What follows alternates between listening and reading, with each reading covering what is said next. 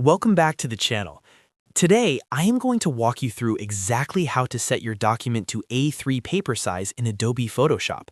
Whether you are prepping a design for a professional print shop or just need a large canvas for your digital artwork, getting the dimensions right from the start is critical.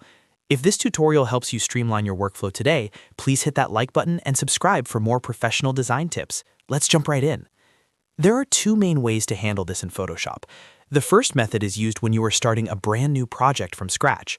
First, open Adobe Photoshop and navigate to the top menu bar. Click on File and then select New to bring up the Document Settings window. On the right-hand panel, ensure your units are set to millimeters.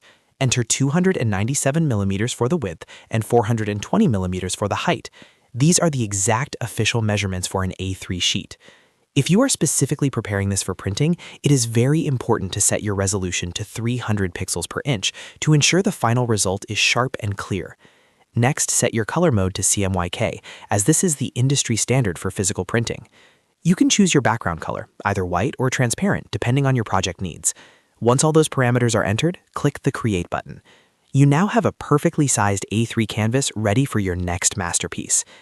Now, what if you have already started working on a file that is the wrong size? Don't worry, you do not need to restart your work. This brings us to our second method, which is how to change an existing document. With your project open, head up to the Image menu in the top bar and select Canvas Size. A dialog box will appear. First, make sure you change the measurement units from pixels or inches to millimeters in the drop-down menus. Now enter 297 in the width field and 420 in the height field. When you click OK, Photoshop will automatically adjust your current window to the A3 dimensions. It is that simple. Using the right paper size early ensures that your text and graphics remain crisp, and your layout is perfectly aligned for your output. I hope this video helped you save time in your design process today. If you enjoyed this guide, make sure to like and subscribe to stay updated with future Photoshop tutorials. Thanks for watching, and I will see you in the next one.